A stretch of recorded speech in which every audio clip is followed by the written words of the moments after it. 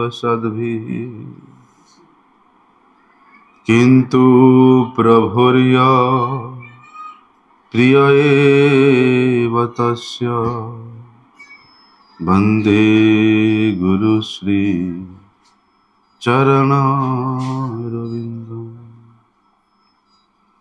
वाञ्छाकल्पतरुर्भ्यश्च कृपा सिन्धुभ्यैव च पतितानां पावनेभ्यो वैष्णवेभ्यो नमो नमः। नमो महावदन्याय कृष्णप्रेमप्रदायते कृष्णाय कृष्णचैतन्य नामिने गौरत्विषे नमः।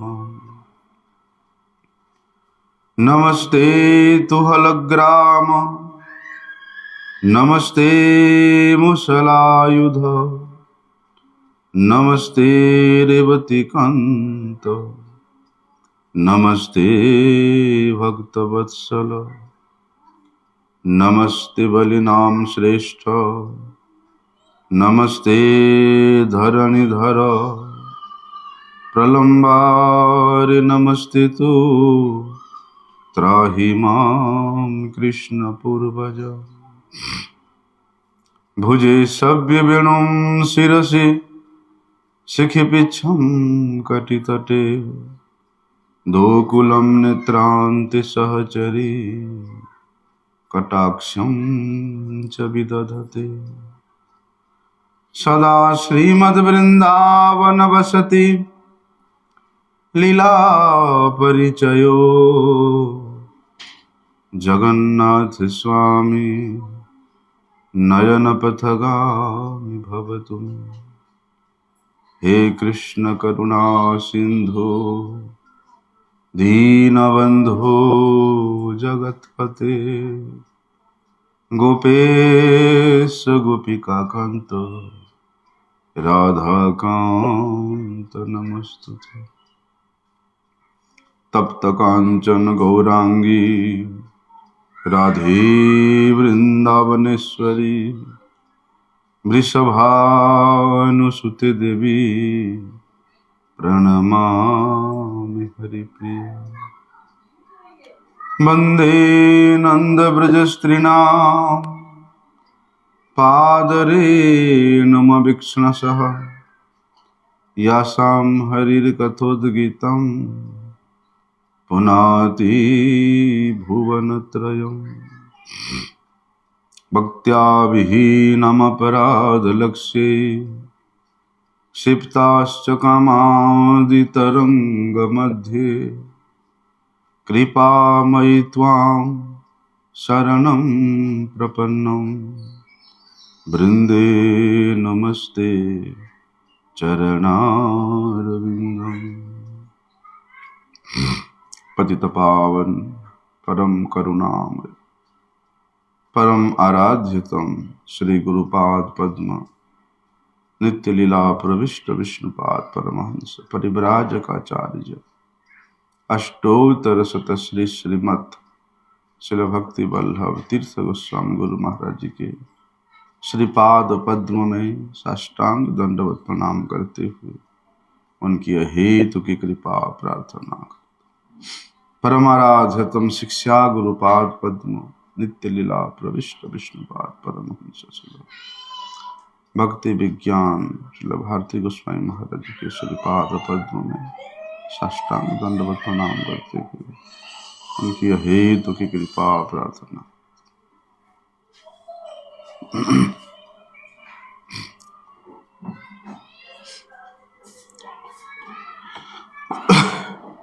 रुदंतम मुहुर्नेत्र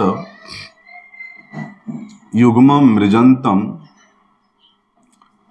करम भोज युग्मेन सातंक नेत्रम मुहुर्श्वास कंप त्रिरेखांक कंठ स्थित ग्रीव दामोदरम भक्तिबद्धम। भगवान केवल मात्र भक्त के द्वारा ही बंधन को स्वीकार करते हैं। भगवान केवल भक्त के ही अनुगत्य को स्वीकार करते हैं। इसलिए भक्त के लिए दोनों ही कार्य विशेष रूप से आवश्यक है। जीवन निर्वाह भी करना है और भक्ति का अनुशीलन भी करना है।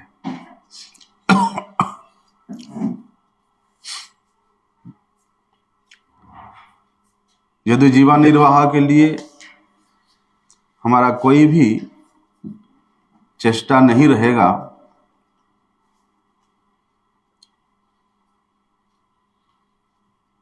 केवल मात्र चेष्टा, शरीर असुस्त होगा और असुस्त शरीर में कभी भी भगवान का सेवा भी व्यक्ति नहीं कर सकता है।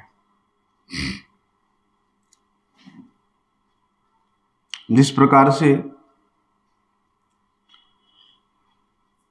साधन की चेष्टा और भगवान की कृपा, ये दो तत्व के द्वारा भगवान भक्त के वशीभूत हो जाते हैं, उसी प्रकार भक्त के लिए भी दोनों कार्य अनुसरणीय है। जीवन भी निर्वाह करना है और भक्ति भी करना है। इसलिए भक्ति के जितना भी क्रियाएं हैं, उन क्रियाओं में से श्रील रूप गोस्वामी जी ने 64 प्रकार के 66 प्रकार के भक्ति के अंगों का श्री भक्ति रसामृत सिंधु में वर्णन किया है। उनमें से भी श्रील प्रहलाद महाराज जी ने 9 प्रकार के भक्ति को श्रेष्ठ भक्ति के अंग के रूप में निर्धारित किया है, और उनमें से भी श्रीमन महाप्रभु जी ने 5 प्रकार के भक्ति के अंग को श्रेष्ठ बताया है। और वे 5 प्रकार के भक्ति के अंगों में से सर्वश्रेष्ठ नाम संकीर्तन को ही निर्धारित किया है।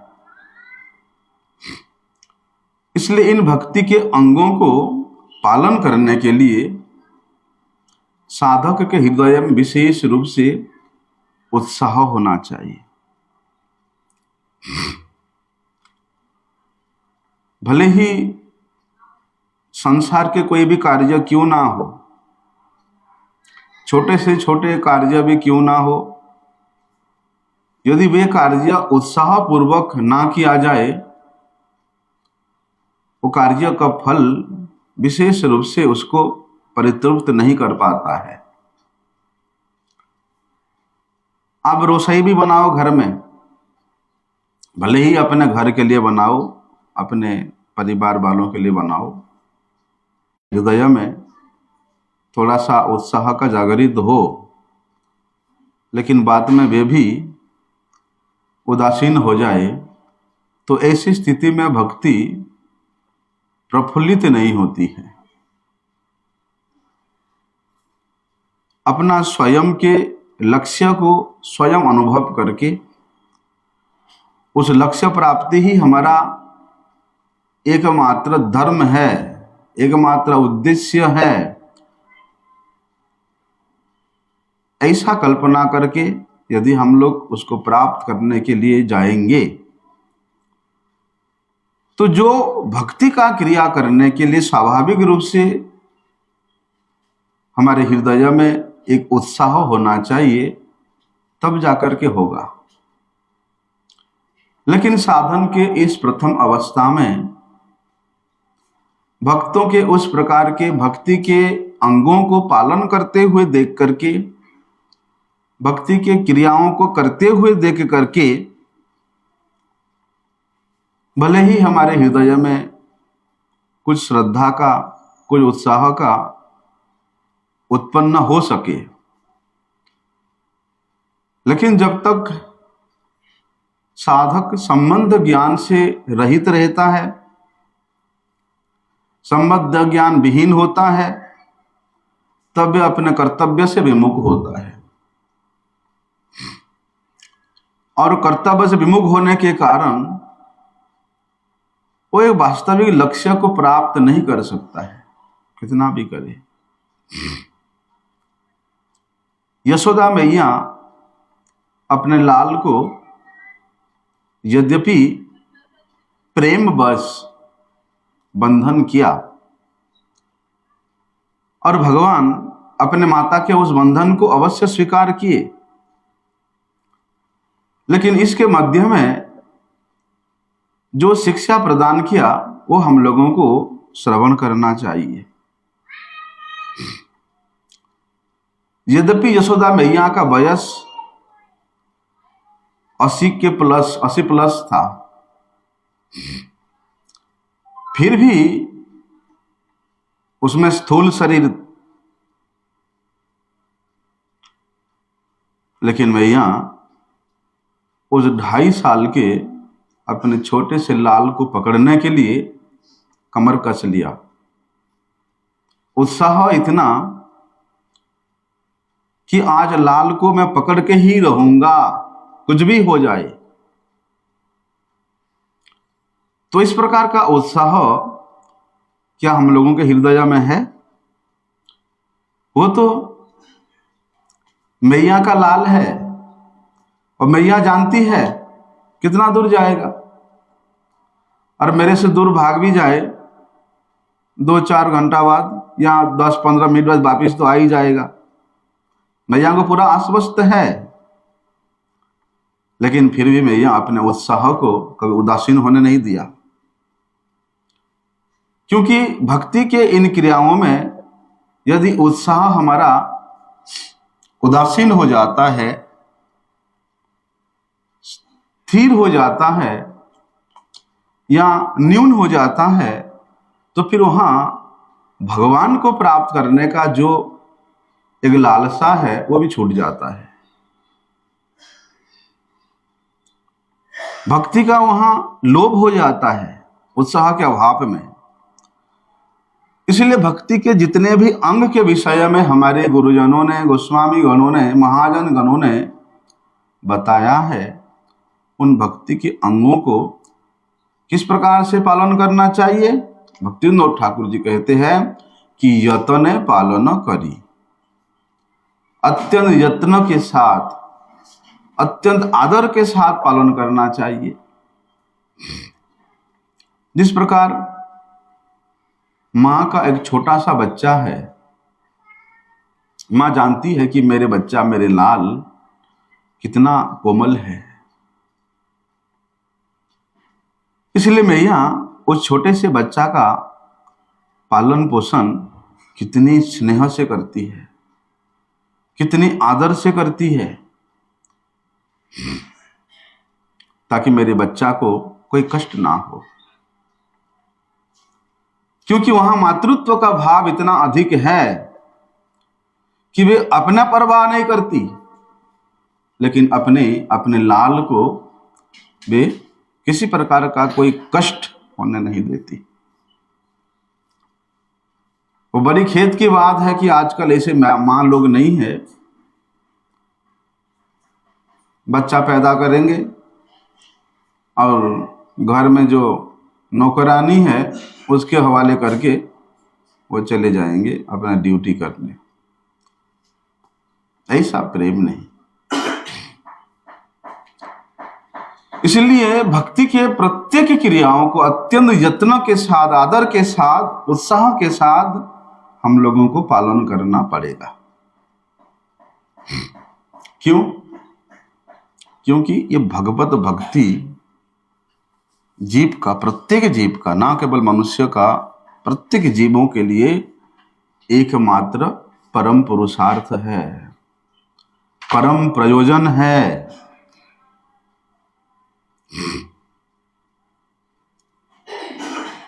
जब स्वयं के प्रयोजन की कोई ज्ञान ही नहीं है, स्वयं की आवश्यकता की कोई ज्ञान ही नहीं है, तो वो व्यक्ति के हृदय में उत्साह कैसा होगा? चलो जैसा मिलता है चला ले काम। उदासीनता उन क्रियाओं में करना चाहिए जिन क्रियाओं के द्वारा आपका मन, आपका चित्त वृत्ति भगवान से दूर होते जा रहा है। भगवत भक्ति से, भगवत सेवा से आपका चित्त वृत्ति वहां से हट रहा है, बोलते उन क्रियाओं के प्रति उदासीन होना चाहिए। और उत्साह इन भक्ति के क्रियाओं में होना चाहिए। भले ही जितना भी अन्याभिलाष के रूप में श्री रूप गोस्वामी जी ने वर्णन करते हैं कि अन्याभिलाषिता शून्यम ज्ञान कर्म अनादि आवृतम, चाहे वो ज्ञान हो चाहे वो कर्म हो, ये सब अन्याभिलाष है। इन अन्याभिलाष संबंध जितना भी साधन है इनमें आपका रुचि नहीं होना चाहिए। विषय भोगों के प्रति आपका हमेशा उदासीन होना चाहिए और अत्यंत दृढ़ता के साथ, उत्साह के साथ भक्ति के अंगों का पालन करना चाहिए। यशोदा मैया ने अपनी इन चेष्टा के द्वारा और भगवान ने अपनी कृपा के द्वारा जो बंधन को स्वीकार किया, जो प्रेम के अधीन हुए, उसके मध्य में यही तत्व है कि अपना चेष्टा, अर्थात अपना चेष्टा मतलब केवल चेष्टा नहीं, वो चेष्टा भी उत्साह के साथ होना चाहिए, निश्चय के साथ होना चाहिए, धैर्य के साथ होना चाहिए। मैया कभी हार नहीं मानी। एक रस्सी जोड़ा, दूसरे रस्सी जोड़ा, 10 रस्सी जोड़ी, 50 रस्सी जोड़ी, फिर भी हमेशा दो उंगली ही कम पड़ जा रहा है। मैया निराश नहीं हुआ, धैर्य धारण किया। अपनी और सखियों के घर से रस्सियां मंगाई, रेशम की डोरी मंगाई, उनमें भी बांधी, फिर भी सफल नहीं हुई। लेकिन अपना धैर्य मैया कभी नहीं खोई। धैर्य इतना मजबूत था जो कि उत्साह के साथ युक्त होने के कारण, निश्चय के साथ युक्त होने के कारण वह धैर्य उसी परिसमाप्ति की ओर अग्रसर हुआ जिससे भगवान बंध गए। जब मैया अपने छोटे से लाल के पीछे दौड़ रहे हैं, भले ही मैया दौड़ते दौड़ते 1-2 जगह में सांस फूल जाने के कारण वे रोकी, पसीना से लथपथ हो गई, उनके श्रृंगार इधर से उधर हो गया, लेकिन मैया अपने निश्चय से कभी नहीं डगमगाई। धमकी दिया कन्हैया को, देख कन्हैया रुक जा, अगर नहीं रुकोगे तो ये छड़ी देख रहे हो यहां से मारूंगी तो तुम्हारे पैरों में लगेगा, वहीं गिर पड़ोगे। धमकी दिया कन्हैया को। कन्हैया देखते अरे मैया थक गई है,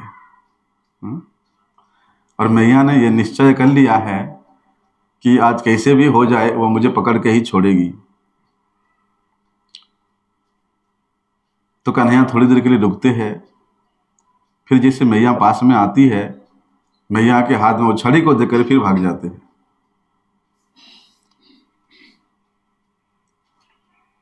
लेकिन मैया का निश्चय के सामने, मैया के उत्साह के सामने वो नटखट अपना ऐश्वर्य को भूल गया, अपने भगवत्ता को भूल गया। मार खाने के लिए तैयार हो गया, डांट खाने के लिए तैयार हो गया, कान पकड़वाने के लिए तैयार हो गया, अपने कमर को बंधवाने के लिए तैयार हो गया। क्यों? क्योंकि भैया यही एकमात्र हमारा पुरुषार्थ है, हमारा अर्थ है, सर्वश्रेष्ठ अर्थ है, सर्वश्रेष्ठ प्रयोजन है। इसमें हमारा दृढ़ विश्वास होना चाहिए कि भगवत प्राप्ति करना ही, भगवत सेवा प्राप्ति करना ही, भगवत प्रेम प्राप्ति करना ही हमारा पुरुषार्थ है, परम प्रयोजन है। इस तत्व में टिके रहना चाहिए, विश्वास होना चाहिए निश्चित रूप से।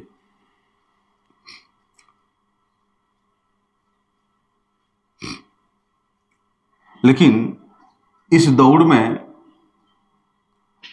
भगवान को पकड़ने के इस दौड़ में जो कुछ गैप है, जो कुछ दूरियां हैं, उनमें बहुत कुछ प्रलोभन आएगी।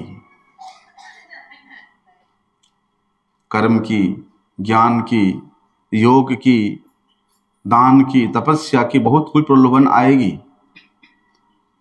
लेकिन यदि अपना चित्त वृत्ति उनकी ओर आकृष्ट हो गया, उनकी ओर लालायित हो गया, हमारा लक्ष्य भटक जाएगा। और जैसे लक्ष्य भटकता है भैया, फिर चित्त की जो चांचल्यता है, चंचलता है, वो अधिक बढ़ जाता है।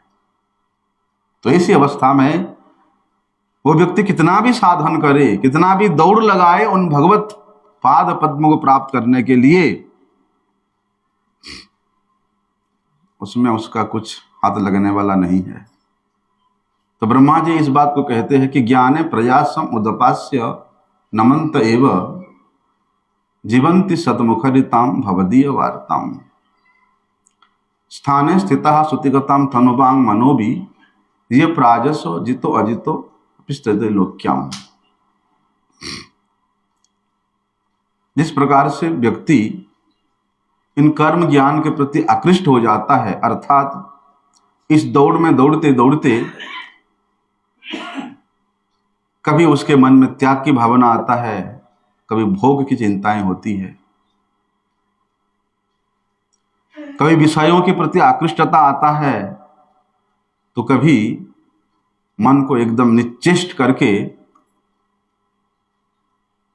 हिमालय में जाकर के बैठ जाने का इच्छा होता है। कभी इन सब भक्तों से दूरी बना करके अपने आप को अकेले रह करके कुछ करने का इच्छा होता है, तो कभी इन सब के मध्य में रह करके कुछ भक्ति का साधन करने का इच्छा होता है। तो चित्त के इस चांचल्यता रूपी अवयव से वे व्यक्ति केवल साधन का क्लेश मात्र ही सहन करता है, व्रतानुष्ठान का क्लेश मात्र ही सहन करता है, उसको अपने वास्तविक लक्ष्य की प्राप्ति नहीं होती है। इसलिए ये भक्ति मार्ग ऐसा एक परिपूर्ण शुद्ध मार्ग है, ऐसा एक मार्ग जो जीवों के लिए अविचलित मार्ग है। भले ही इस पथ में हमारे पैरों में कितना भी कांटे क्यों ना लगे, कितना ठोकरे क्यों ना लगे, कितनी परीक्षाएं क्यों ना आए, अपने धैर्य को नहीं खोना है। आजकल तो है नहीं, ब्रजमंडल में कहीं कहीं है, और प्राय सब जगह में परिक्रमा मार्ग बन गया है। हमने गुरुजी के मुख से सुना है कि पहले जब परिक्रमा होता था तो ऐसे खेतों के बीच बीच में से जाना पड़ता था, तो वहां ऐसे चौड़े चौड़े पत्ते, इसमें पत्ते वाला वो कांटे होते थे। देखने में लगता नहीं कि उसमें कांटा है, लेकिन वो कांटा है, चुभता है पैरों में।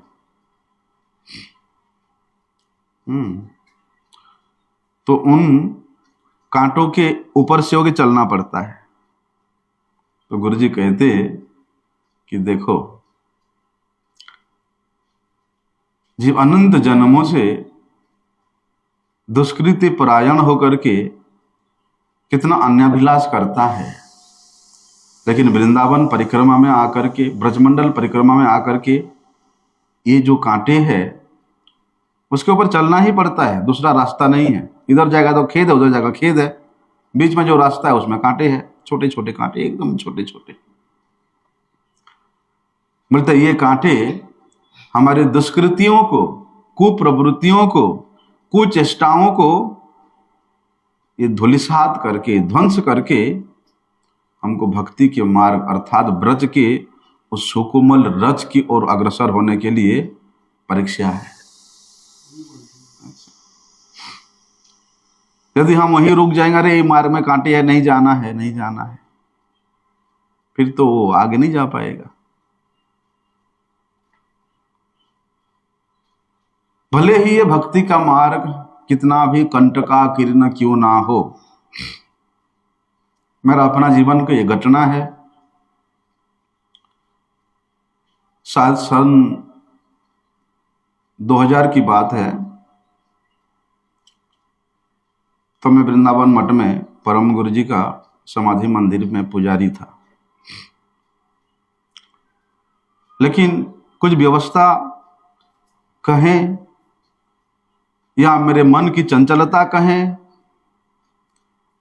या एक नवीन साधक का, एक कोमल हृदय विशिष्ट साधक के हृदय में कंकरित ऐसा कुछ स्थिति समझें जिसके कारण मन विशेष रूप से चंचल हुआ था,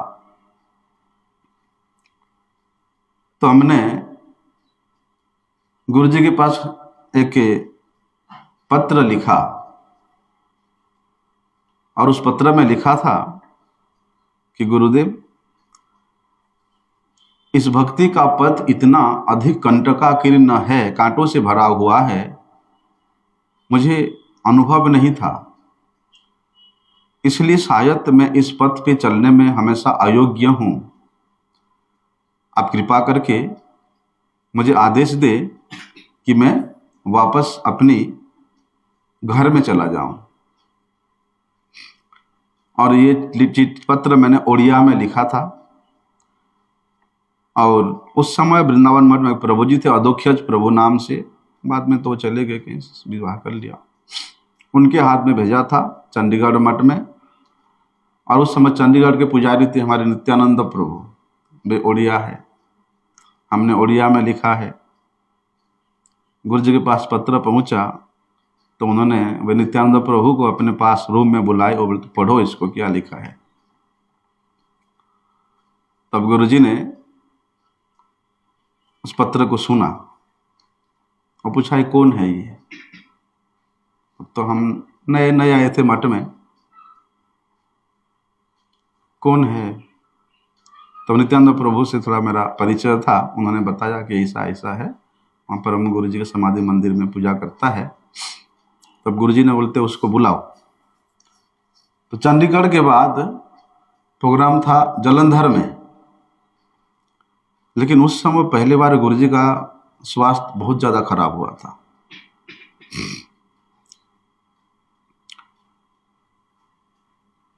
तो वहाँ के जो मठ इंचार्ज थे उस समय, तो निरिया महाराज जी ने मुझे लेकर के जालंधर गए और वहाँ पर गुरु जी का तबीयत बहुत ज़्यादा खराब हुआ। तो गुरु जी को पुनः चंडीगढ़ में पीजीआई में लाने के लिए एम्बुलेंस आ भी गया। लेकिन गुरु जी को याद है कि मैंने किसको बुलाया था, एक बच्चा को बुलाया था। तो उन्होंने अमरेंद्र प्रभु को बोला कि बुला के लाओ। तो उस समय ऊपर में सबका मुंडन हो रहा था, हम भी मुंडन करने के लिए बैठे थे सुबह सुबह। झटपट से मुंडन करके वहाँ हम गुरु जी के पास गए। सारी तैयार है, बैग बैग सब एम्बुलेंस में जा चुका है, सारी सामान। श्री गुरु जी रूम में बैठे हैं। तो गुरु जी ने वहाँ पर प्राय आधा घंटा समय लगा करके हमको समझाया कि तुमने जो पत्र लिखा था हमने सुना उसको। पूरे अम्बरीश महाराज के चरित्र को श्रवण कराया। दुर्वासा ऋषि ने अम्बरीश महाराज के जीवन को समाप्त करने के लिए क्या कसर नहीं छोड़ा, लेकिन उन्होंने कभी अपने भक्ति से अपने पद, भगवान के सेवा को यदि कोई निरादर करता है तो वो भगवान को निरादर करता है। इसलिए अत्यंत आदर के साथ भगवान का सेवा करना चाहिए, क्योंकि जितना आदर भगवान के इन सेवाओं के प्रति होगा, उसका चित्त वृत्ति भगवान के पदारविंद में उतना ही अधिक मजबूत के साथ, स्थिरता के साथ वो लगेगा, चंचल नहीं। बताया शास्त्र में कि ये अन्य अरविंदाक्ष विमुक्तमानिन स्वैस्तद्भावात् अविशुद्ध बुद्धयः आरुह्य कृष्णेन परम पदम ततः पतन्ति अधो अनायुत युष्मत् अंघ्रयः। यदि भगवान के सेवा के प्रति, भगवान के नाम के प्रति, भगवान के धाम के प्रति, भगवान के भक्त के प्रति किसी प्रकार का उसका अनादर हो गया तो उसका बुद्धि कभी शुद्ध नहीं हो सकता है। और ऐसा चंचल चित्त लेकर के वे व्यक्ति पतंती अधो, वो अधपतन हो जाता है। युष्मद् अंघ्रयः, मेरे चरण कमलों से उसका पतन हो जाता है। लेकिन फिर कहते हैं कि न तथा न ते माधवा तावका त्वयि कश्चित भ्रश्यन्ति मार्गस्त्वयि बद्धस्य हृदः तया भी गुप्ता विचरन्ति निर्भया विनायकानि कपमूर्धसु प्रभु। लेकिन यदि इस भक्ति के मार्ग में टिक करके, भगवान के प्रिय जनों के अनुगत्य में रह करके यदि हम लोग अत्यंत उत्साह के साथ, निश्चय के साथ, धैर्य के साथ भगवत पाद पद्म में अपने चित्त वृत्ति को अभिनिविष्ट किए हैं, तो भगवान क्या कहते हैं? मेरे भक्त ही मेरे सिर मोर है, कहते हैं ना। ऐसे भक्तों को तो भगवान अपने शीश पे धारण करते हैं। ऐसे भक्तों की चरणों की धूलि को प्राप्त करने के लिए भगवान उनके पीछे पीछे भागते हैं। अनुब्रजा में हम पुयेति अनुसर, अनुब्रज, उनके पीछे पीछे चलते हैं भगवान। और जहां पर हरिदास ठाकुर जी ने उनका दृष्टांत दें, तो हरिदास ठाकुर जी को ये भक्ति के मार्ग से विच्युत करने के लिए या भगवान के नाम को छुड़ाने के लिए, आप कल्पना कर सकते हो, जब वो कूड़ा पड़ रहा है हरिदास ठाकुर जी के शरीर में, वो कूड़ा चाबुक बिल्कुल खून से लथपथ होकर के आता है, और जब पीछे इसे घुमाते हैं वो खून चारों तरफ जो आजू बाजू में जितना भी घर है उन घरों में पड़ता है, क्योंकि कूड़ा जब मारा जाता है इसे घुमा के मारा जाता है। लेकिन कैसा प्रतिज्ञा, कैसा धैर्य, कैसा निश्चयता हरिदास ठाकुर जी का, कि खंड खंड हई देह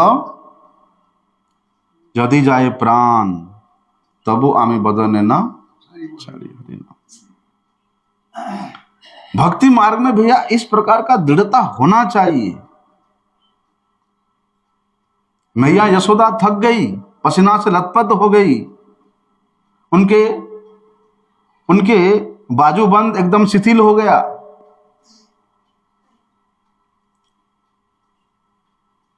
मैया को ये सब करने की आवश्यकता नहीं थी। मैया तो बोल भी सकती थी अपने सखियों को, अरे जाओ पकड़ के लाओ उसको, बोल सकती थी। मैया के आज्ञाकारी हजारों सखियां हैं। मैया इच्छा करने से, इशारा करने से उसको पकड़ के ले आते।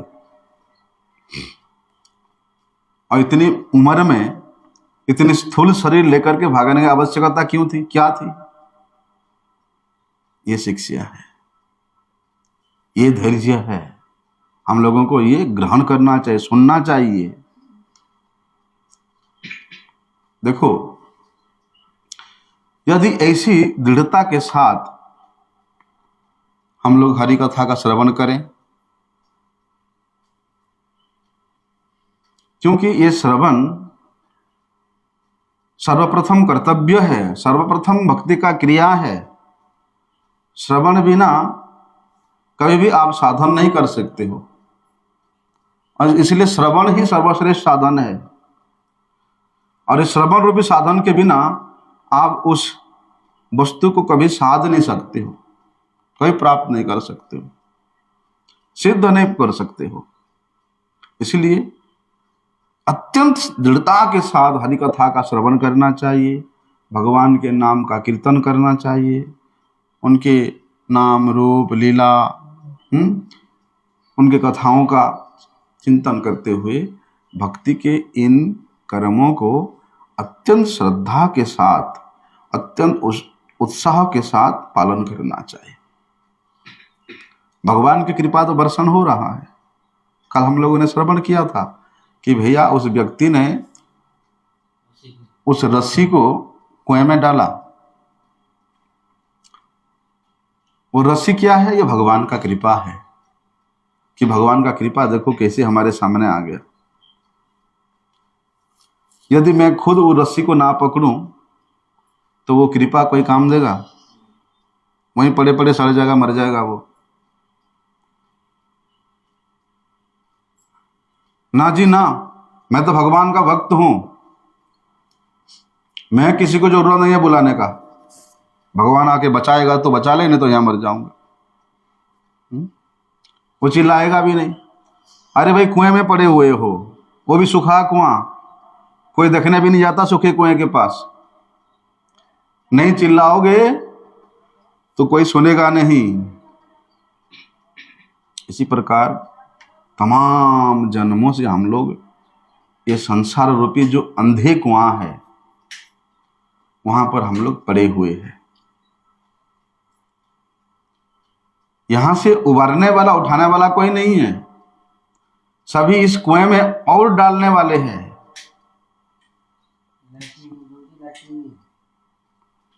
ये कुएं में किस प्रकार से वो व्यक्ति अधिक निमज्जित हो जाए और अधिक पतित हो जाए, उसके लिए सब चेष्टा करते हैं। भले ही भी अपने माता हो, पिता हो, बांधव हो, स्वजन हो, सभी सबका यही चेष्टा रहता है। अरे हम यहां पड़े हुए हैं तो तुम क्यों यहां से उठोगे भैया? इसलिए इस अंधे कुआं से वास्तविक रूप में उठाने वाला हमारा बांधव है, हमारा बंधु है। माता न सस्यात्, पिता न सस्यात्, भ्राता न सत्स्यात्, स्वजनो न सत्स्यात्, गुरु न सत्स्यात्, नमोचयेत यह समपेत मृत्युम। बोलते इस कुएं से उठने के लिए यदि आपको सहायक करने वाला आप कोई नहीं है, यदि माता भी बोलती है, पिता भी बोलते हैं, भाई स्वजन बंधु बांधव, ऐसे कि गुरु भी यदि बोलता है कि अरे नहीं नहीं यहां पड़े रह, देख कितना सुख है यहां। क्यों?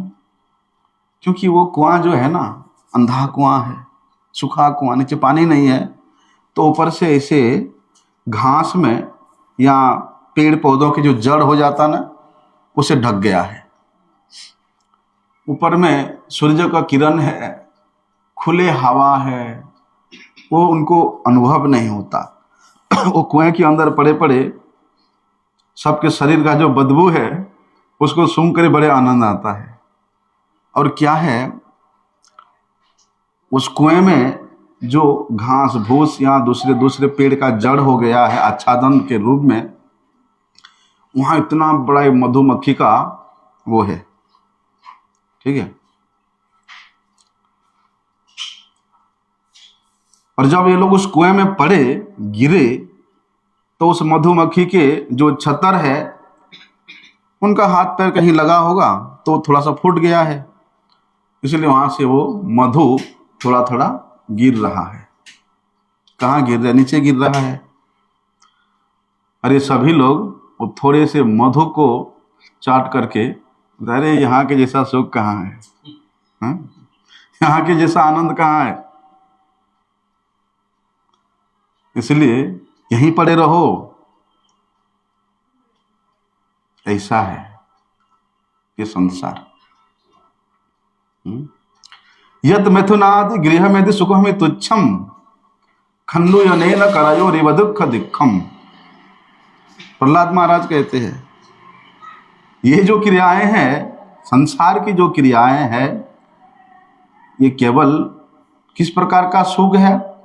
कंडुयो नहीं ना, जैसे किसी के शरीर में खुजली होता है, खुजली होता ना, क्या बोलते हैं उसको, खाज खुजली बोलते हैं ना,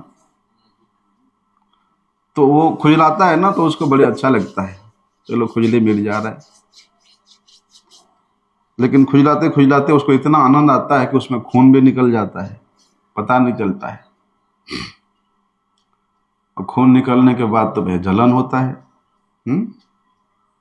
फिर पश्चाताप करता, अरे मुझे खुजलाना नहीं था।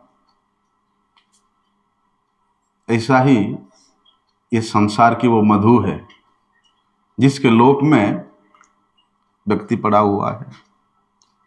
इसलिए श्रील प्रभुपाद जी कहते हैं कि स्वजनाख्य दस्युहु, वास्तव में ऐसा जो स्वजन है जो आपको उस कुएं में पड़े रहने के लिए देखना चाहता है, वास्तव में वो बांधव नहीं है। भले ही वे स्वजन आपका स्वजन के माता पिता ही क्यों ना हो, आपके भाई बंधु क्यों ना हो, बोलते वो शत्रु है। स्वजनाख्य शत्रु हो। वो व्यक्ति ट्रेन में जा रहा है रिजर्वेशन करके, हैं, साथ में उसके पत्नी भी है, बच्चा भी है, बच्ची भी है, और सामने वाला भैया बिहारी लोग थोड़ा होते ही सिर फिरे चढ़ गया और उस व्यक्ति के सीट में बैठ गया। और व्यक्ति था सरदार, बोलता है ओए मुंडा, आ सीट मेरा है, आ सीट साडा है, असी रिजर्वेशन करके लाए हैं। अरे रुक जा, थोड़ी देर तो बैठना है, यहाँ पटना में उतर जाना क्या है। वो बोले वो उसको उठाने के लिए छोड़े नहीं। अंतिम में वो व्यक्ति गुस्से में मार दिया थप्पड़ सरदार को। अच्छा तुझे मैंने थप्पड़ मारो, और मेरी पत्नी के ऊपर यदि हाथ उठाया ना, मैं तुझे छोड़ूंगा नहीं। वार्तालाप चला चला, गुस्सा है, उसके पत्नी को भी वो बिहारी ने थप्पड़ मार दिया। वैसे मैं चुटकुला बोलता नहीं हूँ, लेकिन एक शिक्षणीय है इसलिए, क्योंकि चुटकुले से ना मुझे सख्त नफरत है। लेकिन कुछ ऐसा शिक्षाएं हैं, लोक कथा है, जिसको जगतगुरु श्रील प्रभुपाद जी ने भी अपनी उन पत्रिकाओं में उद्धृत किया है। बहुत से ऐसे है, बड़ी शिक्षणीय विषय है। तो वो व्यक्ति बोलते अच्छा मेरी पत्नी को भी हाथ उठा दिया, अब मेरे बच्चा के ऊपर उठा के देख, उसको भी उठा दिया, थप्पड़ मार दिया, अब बचा रहा उसका लड़की। अच्छा ये वार्तालाप करते करते 10-15 मिनट में एक एक थप्पड़ जड़ रहा है, चारों को एक एक थप्पड़ पका दिया, और उसका आ गया स्टेशन, उतर के चला गया।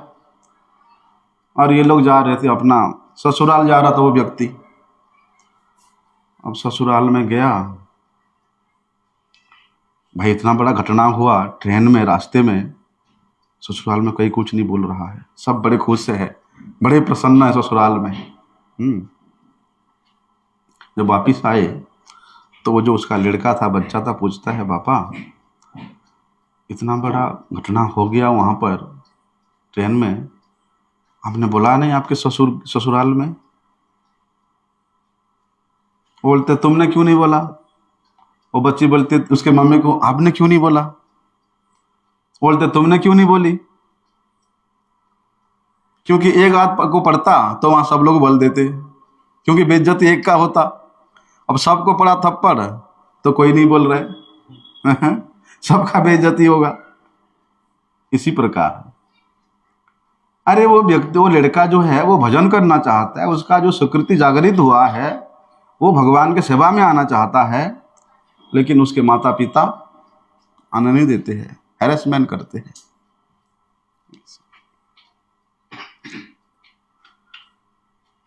इसी प्रकार यदि वह व्यक्ति उस रस्सी के एक तरफ को पकड़ता तो वह आराम से ऊपर वाला उसको खींच के ले आता, लेकिन उसका चेष्टा नहीं था। लेकिन भैया मैया ने ये जो साधन है, ये जो बांधने का जो क्रिया है, नहीं छोड़ा। भले ही अब कुछ भी हो जाए, रात भी हो जाए, लेकिन छोड़ूंगा नहीं, बांध के ही मैं। मैया थक गई है, आजू बाजू के जितना गोपियां सब आ गए हैं और सब मैया को देख करके ताली बजा करके हंस रही। कहती है मैया छोड़ दे, और कितना परिश्रम करोगे, देख तेरे लाल के कपाल में किसी का बंधन लिखा नहीं है, विधाता ने, ब्रह्मा ने किसी का बंधन नहीं लिखा है, इसलिए तो इतना परिश्रम क्यों कर रही है, छोड़ दे, वो थोड़ी बंध जाएगी। मैया भैया इन सब गोपियों के बात सुनकर शर्मा रही है।